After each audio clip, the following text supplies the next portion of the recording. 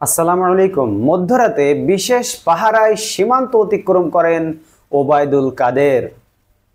ছাত্র জনতার অভ্যুত্থানে শেখ হাসিনা সরকার পতনের পর জনরোষ থেকে বাঁচতে এবং গ্রেফতার এড়াতে আত্মগোপনে চলে যাচ্ছেন আওয়ামী লীগের সরকারের সাবেক মন্ত্রী, এমপি, দলটির বিভিন্ন পর্যায়ের নেতাকর্মী সহ পুলিশের বেশ কয়েকজন ঊর্ধ্বতন কর্মকর্তা। এরই মধ্যে অনেকে গোপনে সীমান্ত পাড়ি দিয়ে দেশ ছেড়েছেন। দালাল ও ইমিগ্রেশনকে ম্যানেজ করে পালাতে গিয়ে প্রতারণার শিকার কেউ কেউ গ্রেফতারও হচ্ছেন।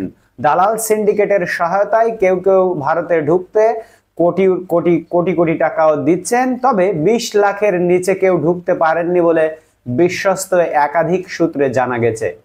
কয়েকজন সাবেক মন্ত্রী ছাড়াও অধিকাংশ ব্যক্তি দেশ ছাড়ার জন্য ভারত সীমান্ত বেছে নিয়েছেন।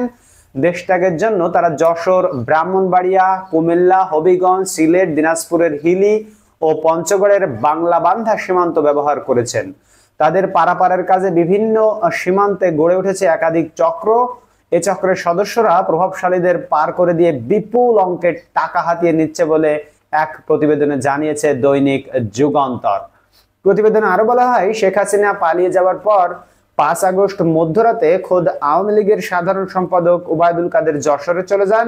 সেখানে তাকে গুরুত্বপূর্ণ একটি নিরাপদ স্থানে আশ্রয় দেওয়া হয়। এটি সম্ভবত যশোরে ক্যান্টনমেন্টে আশ্রয় দেওয়া হয়, আমরা যতটুকু জানতে পেরেছি। পরদিন তিনি বিশেষ প্রহরায় সীমান্ত অতিক্রম করেন বলে জানিয়েছেন যশোর ও বেনাপোলের বেশ কয়েকটি দায়িত্বশীল সূত্র। তবে তারা পরিচয় প্রকাশ করতে রাজি হননি। তবে বেনাপোল ছাড়াও বেশ কয়েকজন আওয়ামী লীগ নেতা পার্শ্ববর্তী পটুয়া খালি ঘাট এলাকা দিয়ে ভারতে ঢোকেন।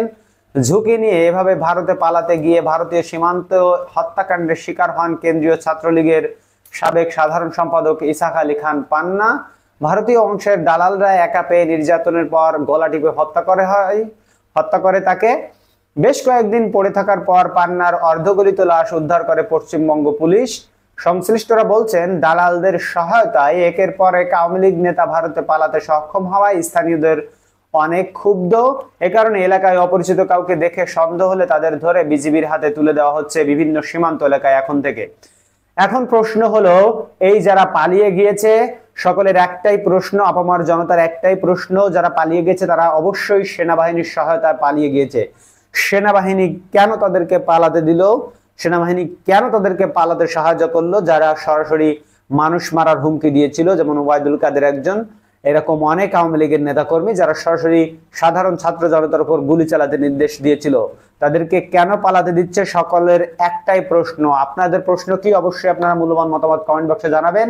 এবং আপনারা সকলে জানেন, সোশ্যাল মিডিয়ায় এই খবরগুলো যখন বেশি প্রচার করা হবে তখনই কিন্তু ইন্টারপোলের মাধ্যমে তাদেরকে ধরে আনা সম্ভব হবে এবং তাদেরকে বিচার করা সম্ভব হবে।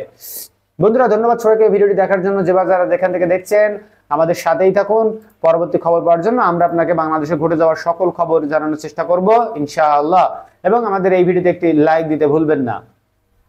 আল্লাহ হাফেজ।